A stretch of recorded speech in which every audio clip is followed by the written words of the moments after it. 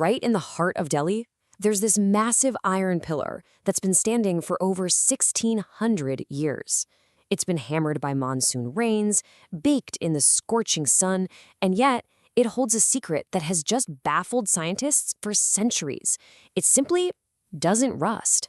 Today, we're going to unlock the secrets of this absolute engineering marvel. Now, this isn't just some little artifact tucked away in a museum. We're talking about a 6-ton structure, totally exposed to the elements, dealing with intense heat and drenching rains year after year after year. I mean, by all modern logic, it should have crumbled into a pile of dust ages ago. So the big question is, how in the world did its creators achieve the impossible? To really truly appreciate just how incredible this pillar is, we first have to understand its natural enemy. So let's do a quick breakdown of the science of why iron is usually so, well, vulnerable. It really all comes down to a process called oxidation.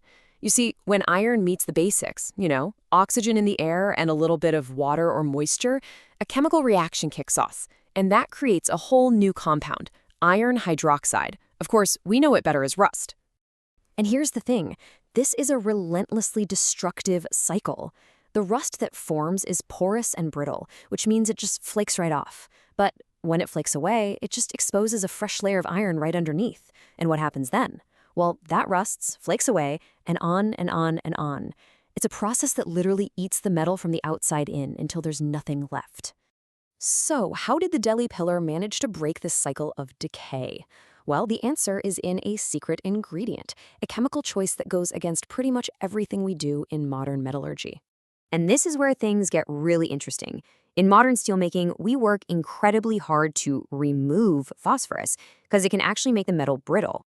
But the ancient Indian metallurgists, by processing their iron ore with charcoal, ended up with an unusually high phosphorus content. They didn't see it as a flaw. No way. They turned it into its greatest strength. And this just brilliantly highlights how incredible their technique really was. I mean, think about that. They weren't just making iron. They were purposefully creating this unique alloy with properties that modern engineers actively try to get rid of. It was a completely different way of thinking about metal. So they left the phosphorus in. What did that actually do? Well, it allowed the pillar to create its own microscopic, impenetrable suit of armor. And when I say microscopic, I am not kidding. The protective shield that formed over this entire 6-ton pillar is an astonishing 1/20th of a millimeter thick. A layer so thin, it's almost unbelievable, yet it's been strong enough to last for 1,600 years. In materials science, there's a name for this incredible phenomenon. It's called passivation. It's when a material, instead of just decaying, essentially builds its own defense shield, becoming passive and non-reactive to the very environment that should be destroying it. That high phosphorus content was the key. It was the catalyst. As the pillar was being forged and then exposed to the air, the phosphorus kicked off a reaction with the iron, oxygen, and moisture.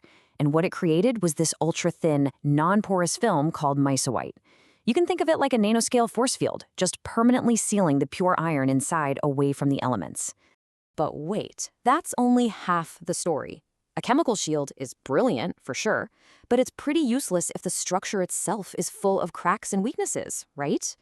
So that brings us to the next big mystery. How on earth did they build a flawless 6-ton monolith in the first place with ancient technology? The answer wasn't just in the chemistry, it was in the raw physical engineering. The way they built the pillar was just as innovative as the material they used to build it. So they couldn't just melt 6 tons of iron and pour it into a giant mold. That kind of technology just didn't exist back then. Instead, they used a far more difficult and incredibly skillful technique called forge welding. Okay, try to picture this scene. We're in an ancient, epic forge. Blacksmiths would heat these 50-pound lumps of iron until they were glowing white-hot, almost molten. Then, with massive hammers, they would strike these blocks together with incredible force. This immense pressure did 2 things at once. First, it squeezed out all the impurities, that's called slag, and second, it literally forced the atomic structures of the individual blocks to fuse into one single seamless piece of metal. And when you put these 2 revolutionary ideas together, the advanced chemistry and the absolutely masterful construction, what you get is a true marvel of ancient engineering. So in the end, the pillar's survival really comes down to this two-part recipe for immortality. You've got the chemical secret, that high phosphorus iron building its own self-healing shield. And you've got the mechanical secret, the forge welding technique that created a perfectly solid structure, leaving zero microscopic gaps for decay to even get started. Ultimately, the iron pillar isn't really a mystery, it's a lesson. It's a testament to ancient metallurgists who over a millennium and a half ago perfected a recipe not just for rust-proof iron, but for a metal that actively heals itself. It really makes you wonder what other ancient secrets are still out there, just waiting to be rediscovered.